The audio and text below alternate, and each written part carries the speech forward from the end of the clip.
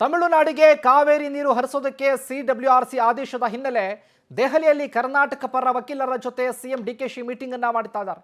ಕೆಲವೇ ಹೊತ್ತಿನಲ್ಲಿ ವಕೀಲರ ಜೊತೆ ಚರ್ಚೆಯನ್ನ ಮಾಡ್ತಾರೆ ಮುಖ್ಯಮಂತ್ರಿ ಡಿಕೆ ಶಿವಕುಮಾರ್. ವಕೀಲ ಮೋಹನ್ ಕಾತರಕ್ಕೆ ಸೇರಿ ಕಾನೂನು ತಜ್ಞರ ಜೊತೆ ಸಿಎಂ ಚರ್ಚೆಯನ್ನ ಮಾಡ್ತಾರೆ.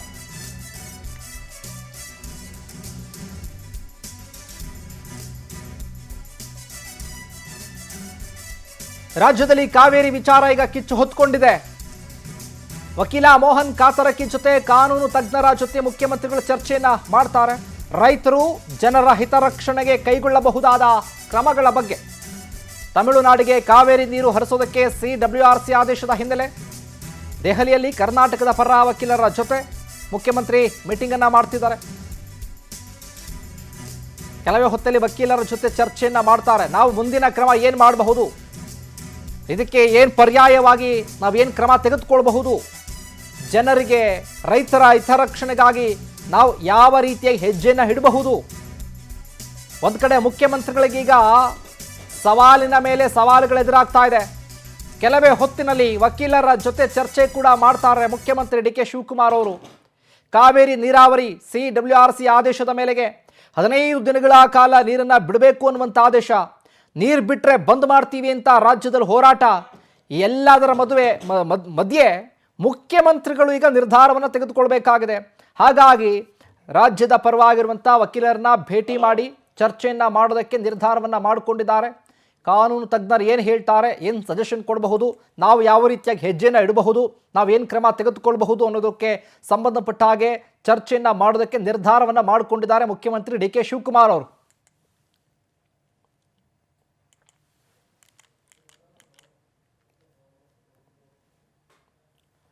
ನೋಡ್ಬೋದು, ನಾವೀಗಾಗಲೇ ಗಮನಿಸ್ತಾ ಇದ್ದೀವಿ. ಈ ಒಂದು ಕಡೆ ಕಾವೇರಿಯ ಕಿಚ್ಚು ಹೆಸರೇ ಇದೆ ಕಾವೇರಿ ಅಂತ. ಅಂದರೆ ಕಾವು ಯಾವಾಗಲೂ ಕೂಡ ಏರ್ತಾನೆ ಇರುತ್ತೆ ಈ ವಿಚಾರದಲ್ಲಿ.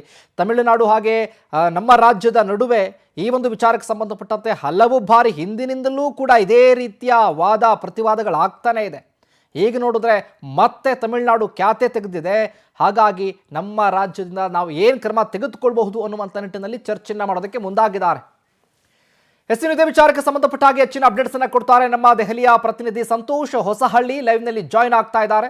ಸಂತೋಷ್, ನೋಡ್ತಾ ಇದ್ದೀವಿ, ಒಂದು ಕಡೆ ಸಿದ್ದರಾಮಯ್ಯ, ಒಂದು ಕಡೆ ರಾಜ್ಯದಲ್ಲಿ ಕಾವೇರಿ ಕಿಚ್ಚು, ಇನ್ನೊಂದು ಕಡೆ ಕೇಂದ್ರದಲ್ಲೂ ಕೂಡ ಬೇರೆ ಬೇರೆ ಸವಾಲುಗಳಿದ ಮುಖ್ಯಮಂತ್ರಿಗಳಿಗೆ. ಇಂಥ ಸಂದರ್ಭದಲ್ಲಿ ರಾಜ್ಯದ ಪರ ವಕೀಲರ ಜೊತೆ ಚರ್ಚೆಯನ್ನ ಮಾಡೋದಕ್ಕೆ ನಿರ್ಧಾರವನ್ನು ಮಾಡಿಕೊಂಡಿದ್ದಾರೆ. ಈ ವಿಚಾರಕ್ಕೆ ಸಂಬಂಧಪಟ್ಟ ಹಾಗೆ ಅಪ್ಡೇಟ್ಸ್ ಕೊಡೋದಾದ್ರೆ ಶಿವಕುಮಾರ್, ಪ್ರಮುಖವಾಗಿ ಕಳೆದ 2 ದಿನಗಳ ಹಿಂದೆ ನಡೆದಂತಹ ಸಿಡಬ್ಲ್ಯೂಆರ್ಸಿ ಸಭೆಯಲ್ಲಿ ಅಂತಿಮ ಆದೇಶವನ್ನ, ಮುಖ್ಯವಾಗಿ ಪ್ರತಿದಿನ ಮುಂದಿನ 15 ದಿನಗಳ ಕಾಲ 3500 ಕ್ಯೂಸೆಕ್ ನೀರನ್ನ ತಮಿಳುನಾಡಿಗೆ ಹರಿಸಬೇಕು ಅನ್ನುವಂಥ ಒಂದು ಆದೇಶವನ್ನ ಕೊಡಲಾಗಿತ್ತು. ಅದನ್ನ ಪ್ರಶ್ನೆ ಮಾಡೋದಕ್ಕೂ ಕೂಡ ಇದೀಗ ಮೇಲ್ಮನವಿಯನ್ನ ಸಿಡಬ್ಲ್ಯೂಎಂಎನಲ್ಲಿ ಪ್ರಶ್ನೆ ಮಾಡೋದಕ್ಕೆ ರಾಜ್ಯ ಸರ್ಕಾರ ನಿರ್ಧಾರವನ್ನು ಮಾಡಿಕೊಂಡಿದೆ. ಆ ಕುರಿತಾಗಿ ಇವತ್ತು ಮುಖ್ಯಮಂತ್ರಿಗಳು ಸುಪ್ರೀಂ ಕೋರ್ಟ್ನನ್ನ ಪ್ರತಿನಿಧಿಸುವಂತಹ ಹಿರಿಯ ವಕೀಲ ಮೋಹನ್ ಕಾತರ್ಕಿ ಅವರ ಸಮ್ಮುಖದಲ್ಲಿ, ಜೊತೆಗೆ ಕೆಲವೊಂದಿಷ್ಟು ಕಾನೂನು ತಜ್ಞರ ಜೊತೆಯೂ ಕೂಡ ಮಾಹಿತಿಗಳನ್ನ, ಜೊತೆಗೆ ಅಭಿಪ್ರಾಯಗಳನ್ನ, ಮಾರ್ಗದರ್ಶನಗಳನ್ನ ಪಡೆದುಕೊಳ್ಳುವಂತಹ ನಿಟ್ಟಿನಿಂದಾಗಿ 11:30ಕ್ಕೆ ದೆಹಲಿಯಲ್ಲಿ ಸಭೆಯನ್ನು ಕೂಡ ನಡೆಸಲಿದ್ದಾರೆ. ಹಲವು ಬಾರಿ ಕಾವೇರಿ ವಿಚಾರದಲ್ಲಿ ಇದುವರೆಗೂ ಕೂಡ, ಆರಂಭದಿಂದ ಇದುವರೆಗೂ ಕೂಡ ಸುಪ್ರೀಂ ಕೋರ್ಟ್ನಲ್ಲಿ ಪ್ರತಿನಿಧಿಸಿದಂತಹ ಮೋಹನ್ ಕಾತರ್ಕಿ ಅವರಿಗೆ ಸಾಕಷ್ಟು ಅನುಭವ ಇದೆ. ಜೊತೆಗೆ ನಾರಿಮನ್ ಅವರ ಸಲಹೆಯನ್ನ ಹಲವು ಬಾರಿ ಪಡೆದುಕೊಂಡಂತಹ, ಮಾರ್ಗದರ್ಶನ ಪಡೆದುಕೊಂಡು ಅವರ ಗರಡಿಯಲ್ಲಿಯೇ ಕಾನೂನಿನ ಈ ಒಂದು ಕಾವೇರಿಯ ವಿಚಾರದಲ್ಲಿ ತೊಡಗಿಸಿಕೊಂಡಂತಹ ಮೋಹನ್ ಕಾತರ್ಕಿ ಅವರ ಸಲಹೆ ಇವತ್ತು ಸಾಕಷ್ಟು ಮಹತ್ವ ಪಡೆದುಕೊಳ್ಳುತ್ತೆ. ಹಾಗಾಗಿ ಅವರು ಹಿರಿಯ ವಕೀಲರಾಗಿರೋದ್ರಿಂದ ಈ ಒಂದು ವಿಚಾರದಲ್ಲಿ ಯಾವ ನಿಲುವನ್ನ ರಾಜ್ಯ ಸರ್ಕಾರ ತೆಗೆದುಕೊಳ್ಬೇಕು. ಒಂದು ವೇಳೆ 3500 ಕ್ಯೂಸೆಕ್ ನೀರನ್ನ ಬಿಡುವುದಾದ್ರೆ ಎಷ್ಟು ದಿನಗಳ ಕಾಲ ಬಿಡುವುದಕ್ಕೆ ಸಾಧ್ಯವಿದೆ, ಈಗ ಇರುವಂತಹ ಎಷ್ಟು ಟಿಎಂಸಿ ನೀರುಗಳಲ್ಲಿ ರಾಜ್ಯ ಸರ್ಕಾರ ಕುಡಿಯುವ ನೀರಿಗಾಗಿ ಬಳಸೋದಕ್ಕೆ ಸಾಧ್ಯವಿದೆ, ಒಂದು ವೇಳೆ ಬಿಡಲೇಬೇಕು ಅನ್ನುವಂಥದ್ರೆ ಎಷ್ಟು ದಿನಗಳ ಕಾಲ ಬಿಡಬೇಕು, ಒಟ್ಟಾರೆ ಲೆಕ್ಕ ಹಾಕಿದ್ರೆ 15 ದಿನಗಳಲ್ಲಿ ಸುಮಾರು ನಿಯರ್ ಬೈ 4 ಟಿಎಂಸಿಯಷ್ಟು ನೀರನ್ನ ತಮಿಳುನಾಡಿಗೆ ಹರಿಸಬೇಕಾದಂತಹ ಪರಿಸ್ಥಿತಿ ಕರ್ನಾಟಕಕ್ಕೆ ಇದೆ. ಹಾಗಾಗಿ ಇಂತಹ ಸನ್ನಿವೇಶದಲ್ಲಿ ಕಾನೂನು ತಜ್ಞರು ಅವರ ಅಭಿಪ್ರಾಯವನ್ನು ಪಡೆದುಕೊಂಡು ಸುಪ್ರೀಂ ಕೋರ್ಟ್ಗೆ ಏನಾದರೂ ಮತ್ತೆ ಮೇಲ್ಮನವಿಯನ್ನ ಅಥವಾ ಸಿಡಬ್ಲ್ಯೂಎಂಗೆ ಸಲ್ಲಿಸೋದಕ್ಕೆ ಅವಕಾಶಗಳಿದೆಯಾ?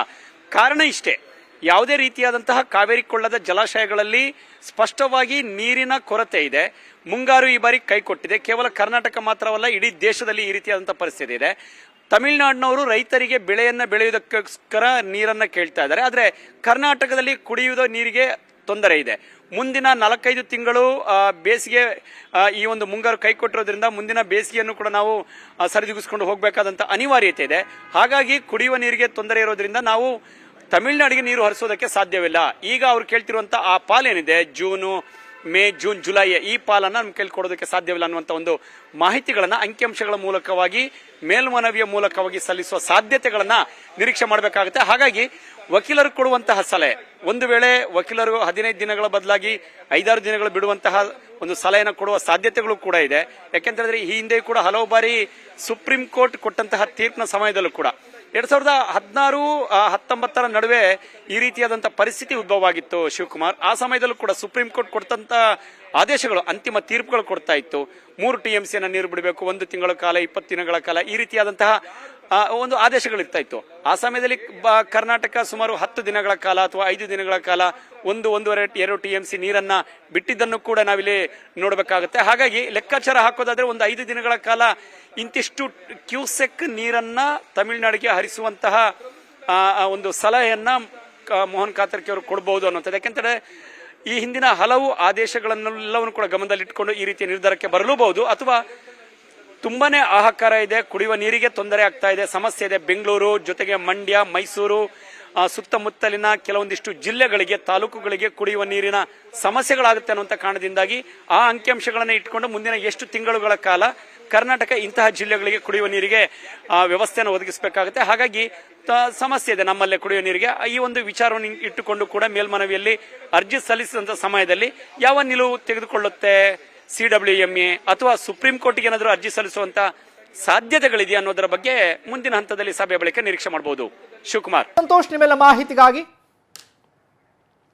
ನೋಡ್ತಾ ಇದ್ದೀವಿ ಈಗಾಗಲೇ ಕೂಡ ಈ ಕಾವೇರಿ ವಿಚಾರಕ್ಕೆ ಸಂಬಂಧಪಟ್ಟ ಹಾಗೆ ಒಂದು ಕಡೆ ಪ್ರತಿ ಬಾರಿಯೂ ಕೂಡ ಅಂದರೆ ಮಳೆಯಾದ ಸರಿಯಾದ ರೀತಿಯಲ್ಲಿ ಮುಂಗಾರು ಮಳೆ ಆಗಿದ್ದಿದ್ರೆ ನೀರಿನ ಅಭಾವನೆ ಕೂಡ ಬರ್ತಾ ಇರಲಿಲ್ಲ.